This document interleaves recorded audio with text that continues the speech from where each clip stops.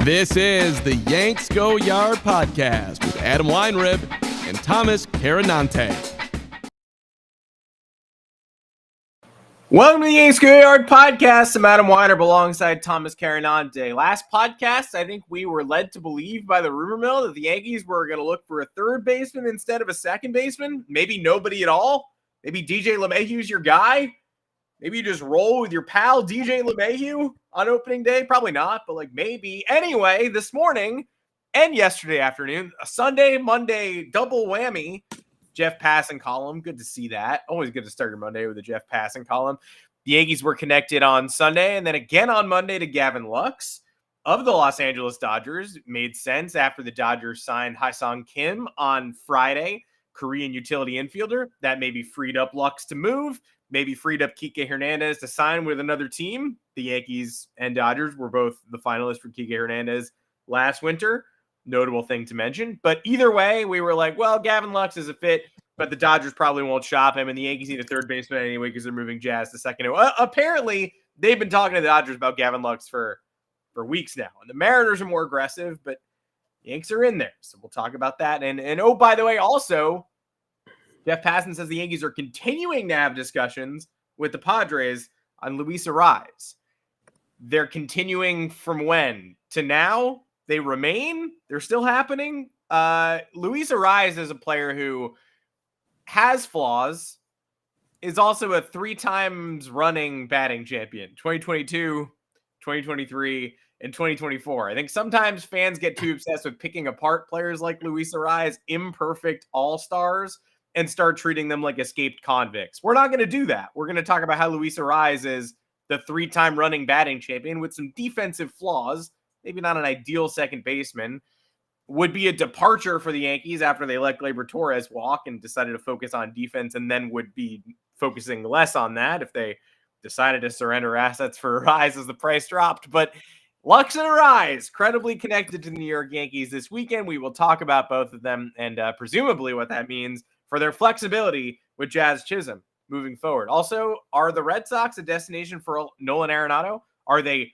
the preferred destination for Nolan Arenado? Are they also our preferred destination for Nolan Arenado? Plus, what are the Orioles up to? Charlie Morton, the last rotation move, maybe the last move in general? Probably not. Can't be. I thought their window was open, not closed. We'll talk about all that and more. Thanks for joining us, 2 o'clock Eastern, Monday afternoon. We're here Thursdays as well. Thomas Carannante, welcome to the show. So many moving parts. I was ready to just cook the Orioles for 35 minutes today, but we got credible Yankees rumors, so we got to probably start there. Knock it on down the list. Orioles, you are spared a few minutes. Trade rumors, how about that? We've been hoping for these for a while. I think that even though there aren't that many candidates out there, and some slowly just start entering the market, the Yankees still probably need to explore that, whether their farm system allows them to or not. Whoever they have in their farm system right now, I think many would agree. I mean, look, evaluators agree. These guys are probably not helping anytime soon, if at all. And the Yankees are not going to waste time further developing players that have a block path or don't possess the pedigree needed to maximize this window over the next 4 years, whatever you deem it appropriate. So now you have situations with the Dodgers, with the Padres. If we are to believe, these teams are lacking leverage, much like the Cubs were with Cody Bellinger. So you have Gavin Lux, who has now become a redundancy after the Dodgers have made all of these additions. And I think that either perhaps the front office or that fan base is no longer pleased with what they've seen from Lux, even though he had a hot second half, even though he could still be a productive baseball player, just never lived up to the pedigree of being the number 1 overall prospect in baseball. Did have a really legit good second half, though, in a way that I think I didn't notice because, watching Lux in the World Series, watching the Dodgers in the World Series, my thought was oh my God, there's one guy in this lineup you can get out. It's Gavin Lux. And if it's not Gavin Lux, who's the second worst hitter in that lineup after Tommy Edman and Kike Hernandez exploded. Like maybe it's all-star catcher Will Smith. Like it was impossible, but you kind of viewed it as like, all right, there's 2 utility guys in here who are killing us. There's a bunch of MVPs at the top of the lineup. And then there's Gavin Lux, which is kind of it's a break. It's like, oh, great. Now I get to pitch to this like competent, but not spectacular or truly special second baseman. In the second half, he hit 304 with a 391 OBP. Ryan Garcia, helpful tweet. His bat speed increased dramatically between June and July, maybe finally getting comfortable after that ACL surgery that took away his 2023 season when he was supposed to be the starting shortstop.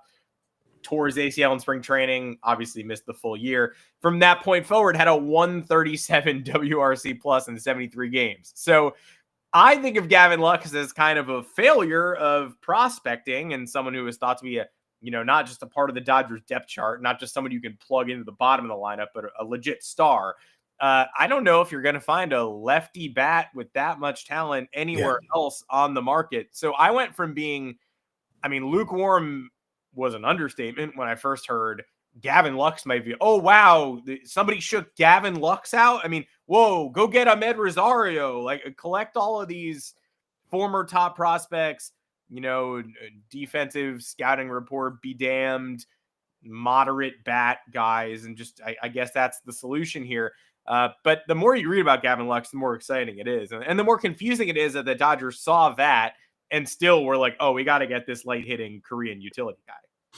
Yeah, I was wondering about that because of the hot second half. Maybe they're viewing that as an opportunity to sell high. But then again, rival executives might look at the roster and be like, okay, you either trade him to us or you're just stuck with another infielder for he's making like $3 million. I know money's no object to the Dodgers, but if you're paying him on escalating arbitration costs, he's controllable through 2027 or 2026, which is a good sign in terms of that being a fit with the Yankees. I don't think the Dodgers are going to be able to sell too high on this second half from Lux. I think it benefits the buyers who are looking at that sample size and saying, okay, there's some hope here. But look at the overall body of work of Gavin Lux, and rival executives will know the price. They will, I guess, put the Dodgers in their place if the Dodgers are looking to capitalize on the trade market in ways that they had hoped. I don't know. Either way, Lux, you can view much differently, right? Like, I'm going to say this, and this is very different from how we viewed Gleyber Torres, right? So someone like Lux, who's a lefty bat, who's about league average, who has some pop, who goes in streaks of hitting for contact, who has work counts, who proved to go in stretches of having a good OBP, is a great asset to have. Now, you look at Gleyber Torres' numbers and you're saying, well, why are you saying this? Gleyber Torres was essentially that. Well, Gleyber Torres in a vacuum was supposed to be much more of an asset than what he became to be. He was a depreciating asset ever since 2019, and the vibes around him soured, his attitude soured, his body language soured, his inconsistency was off the charts. And again, it was someone who was an all-star, and you sat there and you were like, okay, so this should either get maybe much better. And then for the more realistic fans, it was like, no, like he'll remain in this range. This will be a great piece for us to have. He could be a cleanup hitter. He could be a leadoff hitter, whatever. Now Gleyber Torres gets back to league average. He loses some pop. He gains some contact. He works more counts towards the end of the year. But Gleyber Torres had no place on this team as the 7, 8, or 9 hitter. Gavin Lux has a place on this team as a 7, 8, or 9 hitter, and it greatly benefits what the Yankees can do at that point. And that's proper usage of him. Gleyber Torres was not supposed to be utilized in that manner. And the Yankees once again tried to foist a role upon him that I don't think was realistic in terms of being the everyday shortstop and then eventually being the leadoff hitter. I know he delivered as leadoff hitter, but we saw that value decrease over time, and then it culminated in the World Series. He hit that home run, but otherwise didn't really do much. So I think that you add Lux's left-handedness here as a hitter, He's a solid defender, and he kind of has a chip on his shoulder.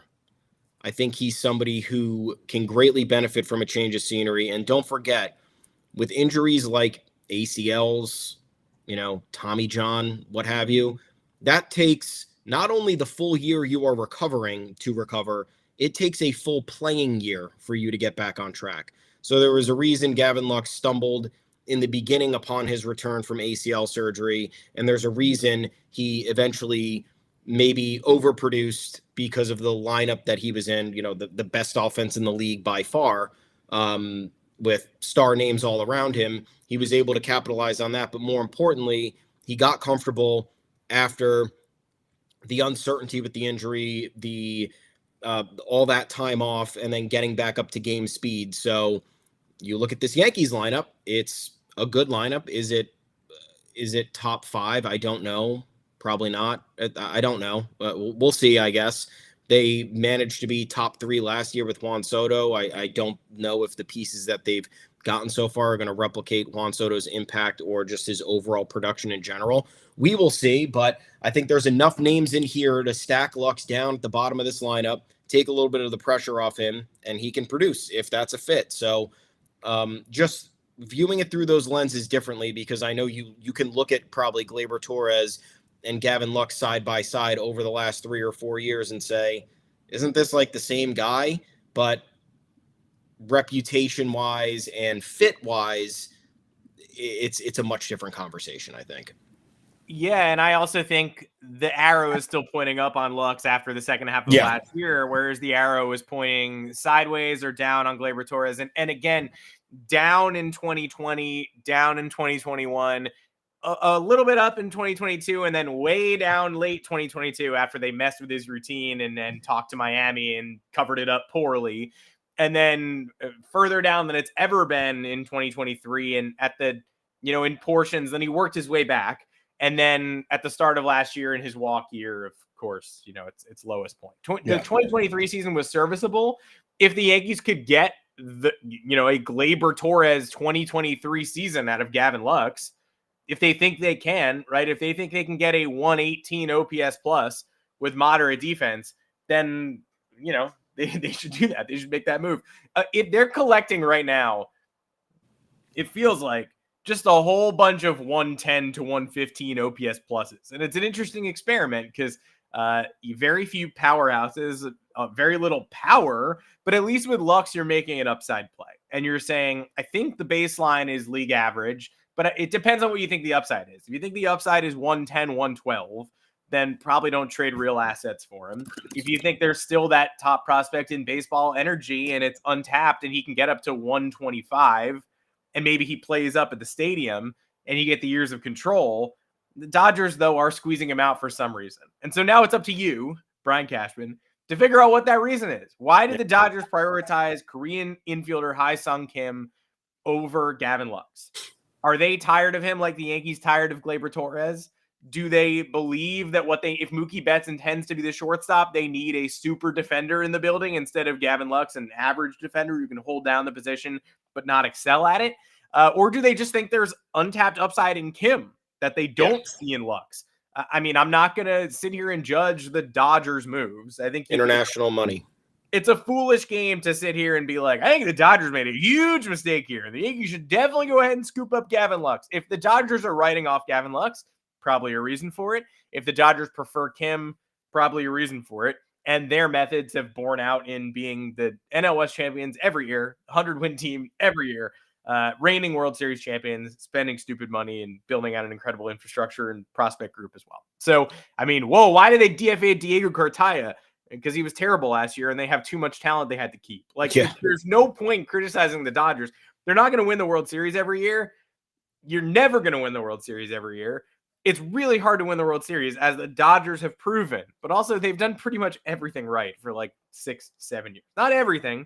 The pitching program results in annual Tommy John surgeries. Just a wave of them. But by and large, that's a problem across all of Major League Baseball. Not a totally unique issue to the Dodgers, and they pretty much nail all their evaluations. So if you can get Gavin Lux for cheap, go ahead and do it. If they're going to, really pressure you and try to get you to pay up, you move on. And right now the Mariners have reportedly been more aggressive than the Yankees anyway here, which, all right. So we know our competition. We know there's another infield desperate team involved here. And maybe the Yankees have the winning bid, and maybe they don't. And clearly the Yankees are also continuing to talk to a more familiar trade partner in the San Diego Padres about Luis Arráez, who I feel like this is the litmus test for what kind of fan you are right now. Or if you actually watch baseball. So this also, Luis Arraez's 2024 season did not help, because I think there's a difference between, I know empirically, there's a difference between the guy who hit 354 in 2023 with a 128 OPS plus an 861 OPS and the guy who hit 314, still led the league last year, but with a 106 OPS plus, and that was below average in Miami and above average in San Diego. 200 hits, also a league leader. These are important numbers, but 1 WAR last year. The defense it's been a work in progress at best throughout his career. It was somewhat disastrous last year. But the people arguing about Arráez, I think what's important is we need to wonder if last year was an outlier or a regression. Because last year, despite leading the league and despite racking up all those hits, the power disappeared. And people have always said, well, like, oh, duh, like it's not his calling card. Well, there's a difference between 10 homers and 4. So last year, he's really that slap hitting singles guy versus in the past, he's sort of a power's not his calling card. Doesn't do it very often, but he can run into one. He can hit one hard. You can definitely find the porch. And besides, he doesn't walk much, but when you're hitting 350 and your OBP is 393, you're a valuable player. When you're hitting 314 and you don't get on base, you're getting on base at a 346 clip, you're still a valuable player, still an above average offensive player. But his contributions were certainly muted in San Diego last year versus what they'd been in Miami the year before and what they've been in Minnesota in 2022.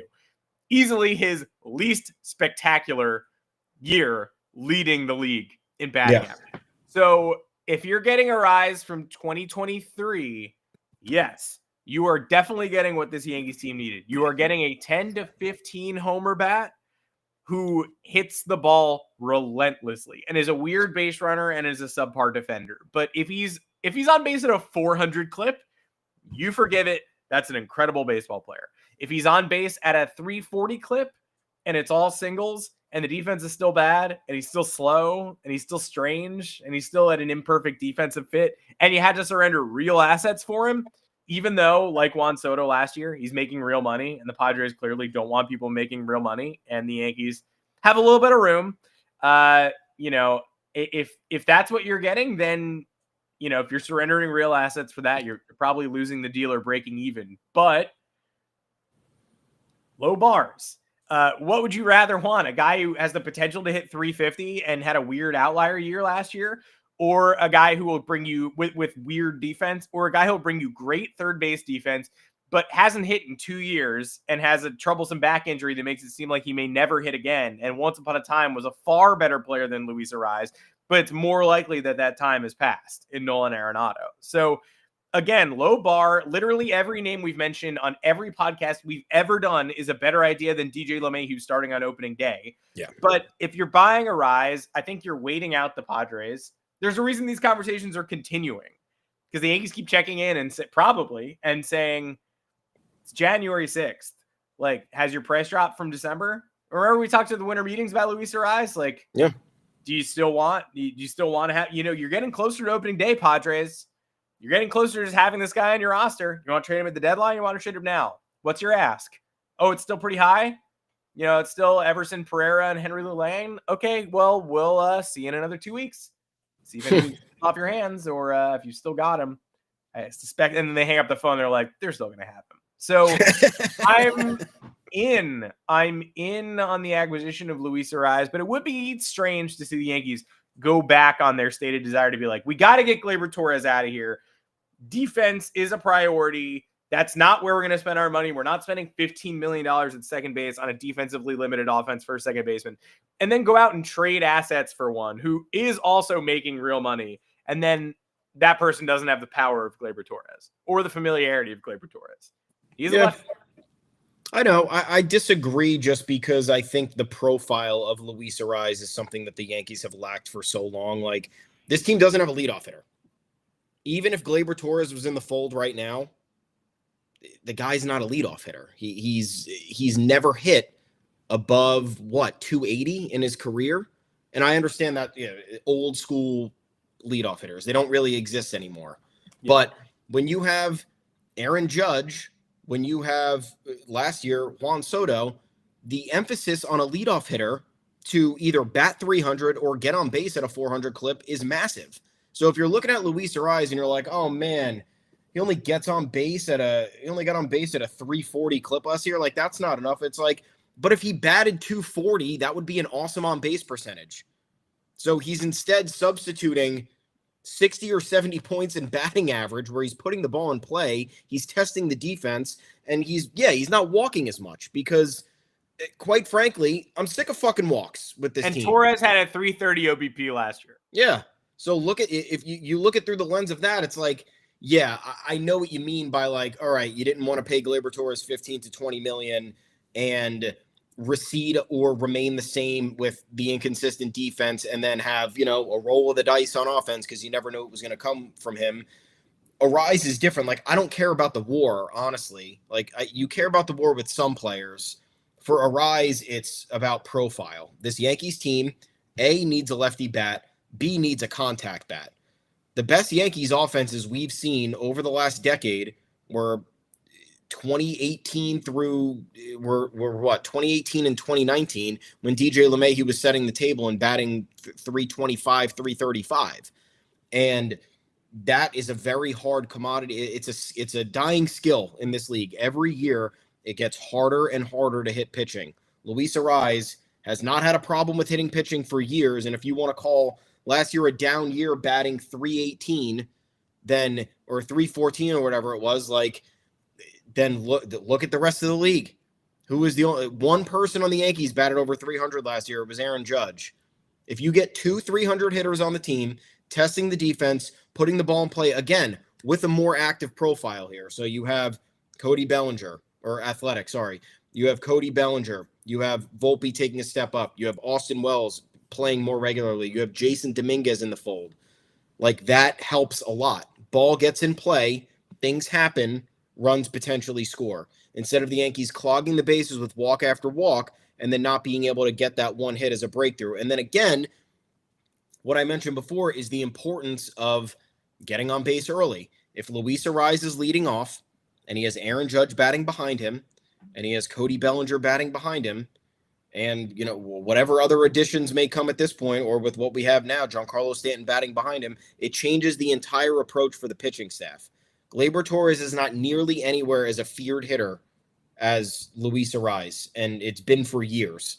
No team has feared pitching to Gleyber Torres since 2019. And the numbers are the numbers. I understand that. We can dissect WAR. We could dissect defensive capabilities, but this is such a massive offensive upgrade in terms of profile with what the Yankees need that the defensive slide, and again, I'm not talking out of both sides of my mouth because I know how important defense is, but if you are getting this big of an upgrade on offense, much like the Yankees did last year with Juan Soto, you don't care as much about defense. And I understand that's not the perfect approach, but the Yankees sacrificed defense last year to import Juan Soto and to me, that was more of a significant defensive accommodation because you moved Aaron Judge, a Gold Glove caliber right fielder, to center field where he's not as strong, for Juan Soto, who is an objectively bad defender. Now you have Luis Arraez, who lacks range. Okay, I've seen that all the time. I've seen that for years on the Yankees. Gleyber Torres lacked range. Derek Jeter supposedly lacked range. All these guys lacked range. That's fine with me. Derek Jeter sucked. Get that right. This is for the podcast for everybody else too. This is not for Yankee fans. We acknowledge terrible baseball player who's in the Hall of Fame, one of the best hitting shortstops ever, and won the World Series like every year. But he only made those fancy throws because he lacked range. Didn't you know? Yeah, he made baseball exciting. What a loser. If you have somebody, again, the point is this. If Luis Arraez is, and don't forget, guys, Giancarlo Stanton's going down for 6 to 8 weeks, 6 to 10 weeks next season. It happens every year. So if you want to improve your defense and shuffle things around, then Luis Arraez becomes your DH leadoff hitter when that time comes. But if you're talking about, I've not watched enough Luis Arraez on the defensive side of the ball, so I will say that. If anybody in here, anybody listening, has firsthand experience with Luis Arraez and can't handle his contributions on the defensive side of the ball, I might reconsider. But again, I've already seen the league leader in errors at second base for 2 out of the last 3 years. I'm just not sure it can get more worse or frustrating than that. And if you trade that for an elite offensive profile with contact, which is one of the hardest skill sets to come by in the sport in the modern era, then I'm willing to make that trade-off. Well, sometimes let's talk about his defense. Sometimes he forgets to bring a glove and he just sort of fields with his callous bare hands. Sometimes he does that video game character thing. You know, when you're not controlling a video game, he just freezes and he's like, they kind of wander off. They go into the tarp and they're kind of bouncing around. I mean, it's tough to watch, but yeah, if anyone has any experience, please let us know. I'm more the outs above average are a concern. Yeah. I will say that. That's the stat that I look at because everyone talks about defensive runs saved, and we've seen a lot of players get disrespected on the defensive run saved, and the eye test is completely different. Outs above average is usually like, I guess you would consider the WRC plus of offense in terms of what people view as pure stat, like the purity of stats. But yeah, I mean, double digit outs above average, second base for 2 of his seasons. Last year he was -7. And at first base last year he was -6, and that was 533 innings at first and 339 innings at second.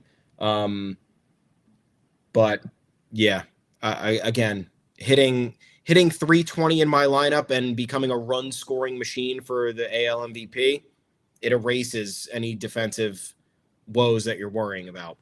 The problem with the defense with Gleyber Torres was that every time he made a defensive error, it canceled out his offensive contributions because the offensive contributions were few and far between, or they would go over a 2-week stretch and then they would disappear for a month.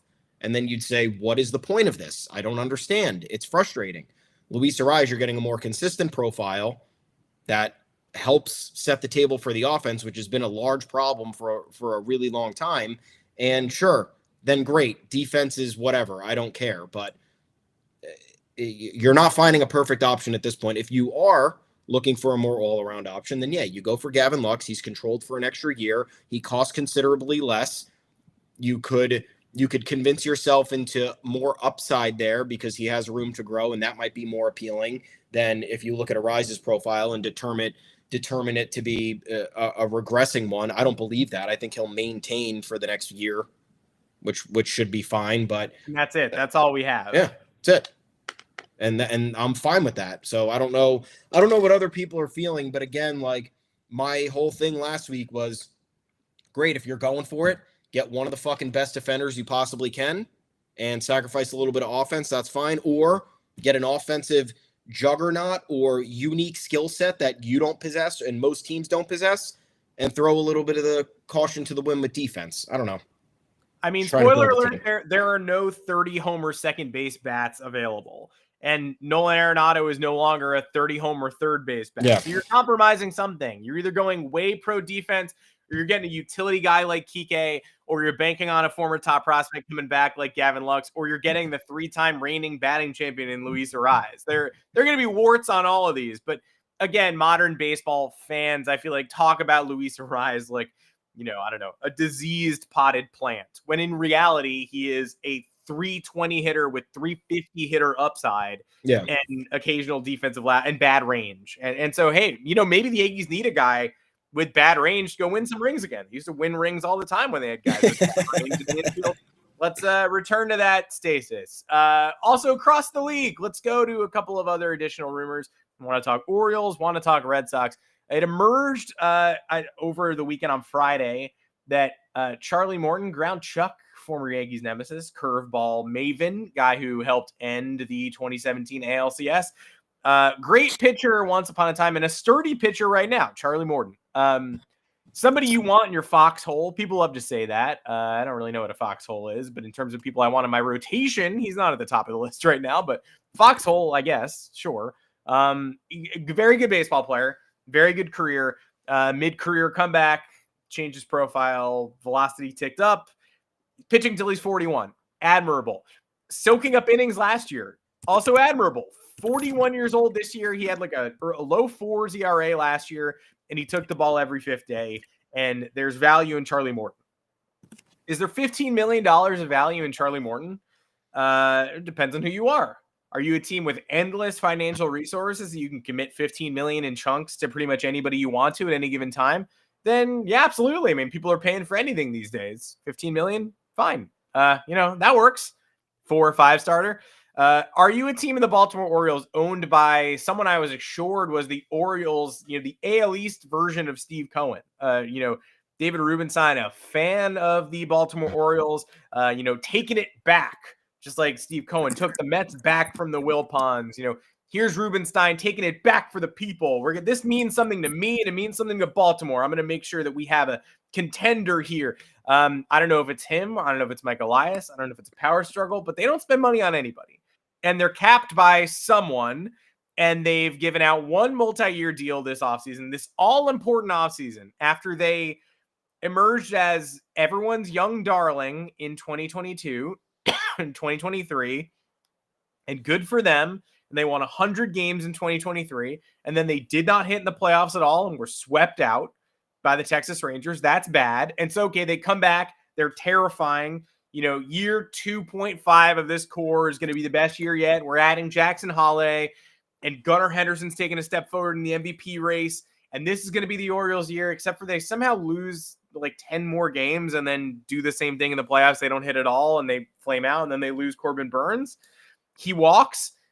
They've signed one free agent to a multi-year deal this offseason, Tyler O'Neill. He has an opt-out after this next year. Who do they bring into the rotation? They bring in Charlie Morton for $15 million. They also bring in Tomoyuki Sagano, a Japanese soft tosser who, that's a fun thing to have, but they lose Burns. They lose Kyle Bradish to injury. Grayson Rodriguez is now your ace by default, or maybe Zach Eflin is. Last year, they traded real assets at the deadline for Trevor Rogers, who now is their 7 or 8 starter, and maybe at AAA to start next year. All this to say, the window's open, but the window is closing. You can't pretend like the window is just going to be open for the rest of time just because people praised you 2 years ago. Baseball moves fast. Paul Goldschmidt was the MVP 2 years ago, and now the Yankees are being laughed at for signing him to a 1-year deal. I don't think they should be, but they are. The Baltimore Orioles did not get the season they were looking for from Jackson Holiday last year. Adley Rutschman had trouble mid-year. He went up and down roller coaster. Gunnar Henderson was fantastic. Henderson and Rutschman need to get paid. They haven't been paid either. They're closer to walking. Not that close, but the Orioles fans are watching that date. They know when it is. And they're doing that thing I hate where they're saying, look, the offense is going to mash. We'll take care of people down the line, or maybe we won't. We have enough in the building, and pitching, well, Grayson Rodriguez is a top prospect. He'll just have to be a dog. Okay, well, it would be better, though, if he only had to be a number 4 starter because he went out and signed some real aces. So Orioles could trade for Dylan Cease and render this conversation irrelevant. They have that power. They have the prospects. They have too many prospects that they're not using in either trade or on the roster. Kobe Mayo, where is he? I don't know. But right now, I'm not sure the Orioles are better than the 3rd best team in the American League East. I think the Yankees profile better, and I think the Red Sox don't yet, but might in a week and a half. So that's bad for a team that I was told was going to just start being the East Coast Dodgers like 2 years ago. Yeah. I don't know what the Orioles are doing, man. You look at they just have a bunch of depth starters. If you look at their rotation, who they got, it's Bradish, Eflin, Kramer, now Morton. Well, and Bradish is out. Bradish is out for half a year with he got internal brace in like June. Oh wow. Okay. Yeah, it's worse than that. Oh yeah, that's right. He tried to rehab and then he got the surgery, I think. Yeah, right? He tried to come back. He made 8 starts and then moved on. Yeah. Grayson, Rodriguez, Trevor Rogers. I mean, if you think Albert Suarez is having that season again, like good luck, folks. It's not happening. Tyler Wells. So, I mean, they have a deep staff, you could say, but is that a staff that's going to give you a chance? Do you have any guy on there that's undoubtedly giving you a chance to win every fifth day? Absolutely not. Any of those guys can get shelled at any point. And I know it's, even look at Garrett Cole. Like Garrett Cole did 2 years ago or 1 year. What is it now? 3 years ago, led the AL in home runs allowed. Like, I know it's imperfect, but you want to talk playoffs. The Orioles have choked in the first round of the playoffs the last 2 years. I know the offense mostly let them down, but you also need that intimidating factor on the mound. That's what differentiates playoff powerhouses from the teams that are kicked out of the dance early. Charlie Morton, I think, is a good addition for them. And if they have larger plans, I think it's an awful addition for them. If this is what they feel like is a proper upgrade to their starting rotation. Very underwhelming offseason from them. I know they added Tyler O'Neill, who's a prolific power hitter. And now they're moving the fence in again. In case you guys didn't hear the update, fence is coming in again. Wonder why. Odd organization, odd fan base. But yeah, I mean, I had Jeff Passan telling me last offseason that I wish I was the Orioles because of the blueprint that they've built. And I very much don't wish I was the Orioles. I don't want to tank for 7 years to then have a promising 2 years to then have that all go down the toilet because my ownership group or my GM, whatever the rumors suggest, have opted not to spend on top talent. They had the opportunity to go after plenty of guys over the last few off seasons, and they've declined. Corbin Burns left this year. They weren't even among any of the top options. The Blue Jays and Giants reportedly offered more, and he chose to go to Arizona because it was close to his home, and he got a near record AAV for a starting pitcher. So I don't know if they're an attractive destination at this point. Like, if Corbin Burns was going to take a bit of a discount, don't you think the Orioles might have been considered there if he really enjoyed his time? Probably. He's looking for money though. So I don't think you're taking a discount to help a team that doesn't spend ever. You're going to say, oh, okay, I'll take a discount here for them to what? Just save money and not spend more of it when we need more players. So hands in the air for what the Orioles are doing, because I don't know.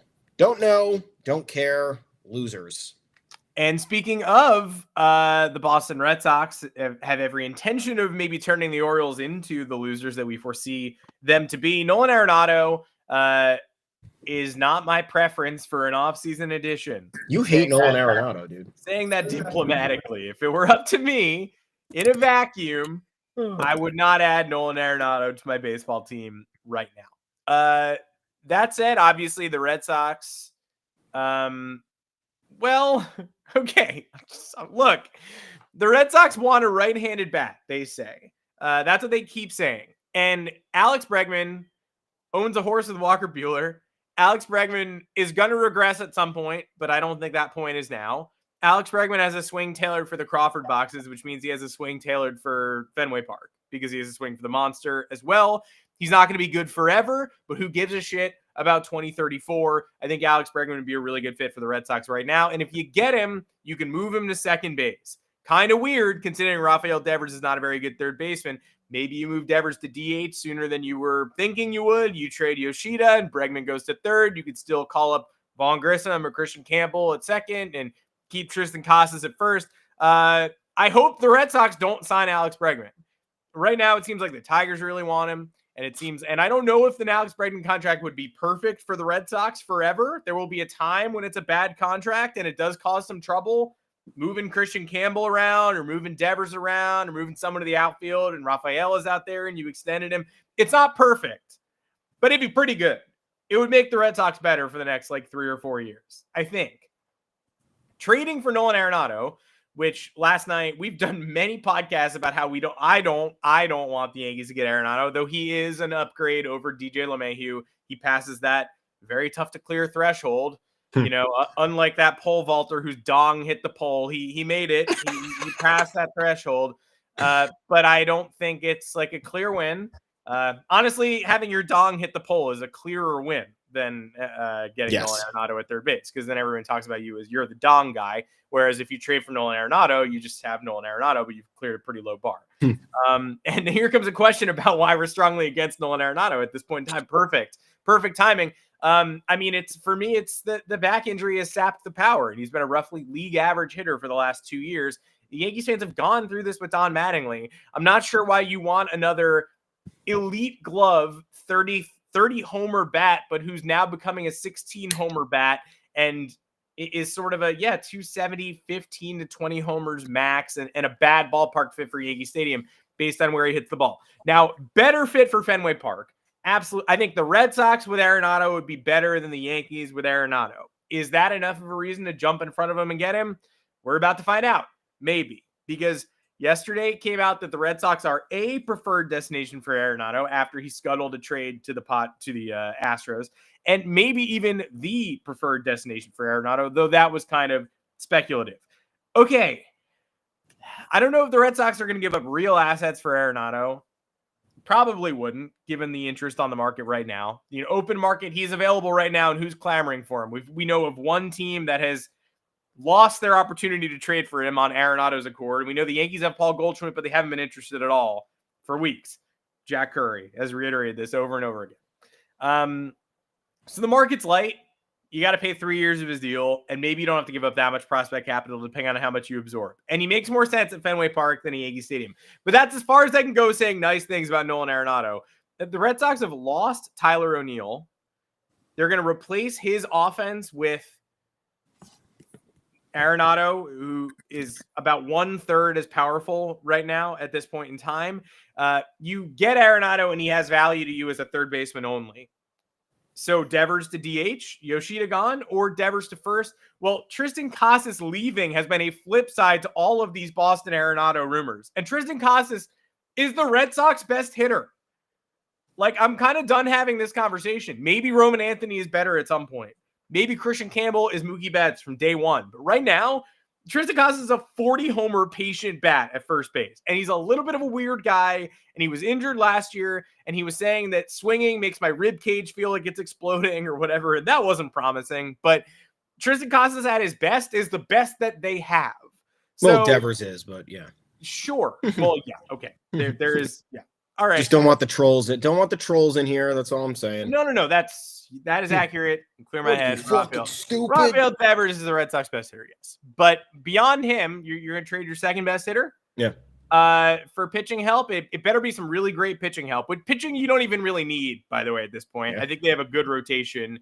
They could use some depth, But, folks, you don't need to trade a 40-homer hitting first baseman on a team that just lost 40 homers from left field for more pitching depth in order to accommodate a 15-homer bat with back injuries to play third base. Moving Devers off third, getting Arenado's glove, upgrade. Moving Casas for any reason to make this work, downgrade. And if this is the best the Red Sox have to offer us on the offensive side of the ball, I don't get it. And I'm telling the truth here because I think every move the Red Sox make is smart. Yeah. My first impulse is always to go, well, they got better. I mean, that's scary. That everything always works out for them. And if I think something's not going to work out for them, then that means that it's their issues. Their issues to sort out here. Again, for the Yankees, Arenado is a light upgrade at third, but I'm skeptical of his body of work moving forward, looking like what it already has in the past. Red Sox, I think it's a downgrade. If he shows up in the lineup, it's worse than it was last year, especially if you're trading Tristan Casas. I don't get it at all. Yeah, I mean, if the Red Sox want to do this, go ahead. I don't even think it's an upgrade if you acquire Arenado and move Devers. Like, Devers is the franchise player. Devers plays third base. Why are you gonna upset? Like, and sure, I guess you can look at the metrics. Devers not a good defender. All I see is Rafael Devers making good plays whenever they play the Yankees. Yep. So maybe that's just a thing that happens because it's the cosmic evolution of how the Red Sox have taken over the Yankees since 2004. But again, it's sacrificing a little bit of defense for a bit of offense. The guy's Devers is a 5-WAR player on the offensive side of the ball, and he's anywhere between a -0.5 and a -1 on the defensive end. And at this rate, like, Nolan Arenado is not getting better defensively. Rafael Devers is still 28 years old. Now is not the time to move him to DH or to first base. That's 3, 4, 5 years down the road. If you expedite that now and then get rid of young talent like Tristan Casas, who, look, I think Tristan Casas is probably going to be good. I think that there's a lot of unproven with him, though, and I could see somebody not being sold on it. And if there's value on the trade market that you feel supersedes the projected value in Casas, then go for it. Great. But I don't think the solution for the Red Sox is Arenado at third and Devers at first. I think that's insane. Or Devers at DH. Like, again, Devers is a $320 million contract. Like, two-way player, man. Gotta play defense. Gotta play. Don't care if the defense is below average. Like, you got to be on the field every day unless you're Shohei Ohtani. He's 28. He's 28. Like, yeah. we can't be making this move already. He can't be moving out of his natural position before the age of 30. And I think even at 30 he's pushing it, because 30 is no longer what 30 used to be. 35 is now what 30 used to be. Do I think he'll last at third base for the next 5 years? No. I think you'll start to see regressions then, but or later into that span of time. But Arenado's only got 3 years left, and you're talking about paying an elevated price. I understand the fit at Fenway Park might be good, because it's a shorter left field and his power has taken a little bit of a hit, but nothing has convinced me that the Red Sox would do this. The Red Sox have been hesitant to spend in general. They have come in second. I mean, I want to say they've come in worse than second place for just about every free agent they've been involved with. Mm-hmm. They've been super. I mean, they didn't pay Mookie Betts because they were worrying about regression years 6 years down the road. You think they're going to get Nolan Arenado heading into his age 35 season for 3 more years? 34. Like, it seems crazy to me. But hey, if you do it, I guess great. I would take that risk. If I'm the Yankees, I would absolutely let I would let the Red Sox cut me in line for Nolan Arenado so they could completely revamp their infield picture for potentially 2 good years of a former All-Star. Like, yeah, that's exactly what I want my rivals doing. Yeah, it's just odd, and because there are so many ripple effects afterwards. John Denton basically just published it, said 140.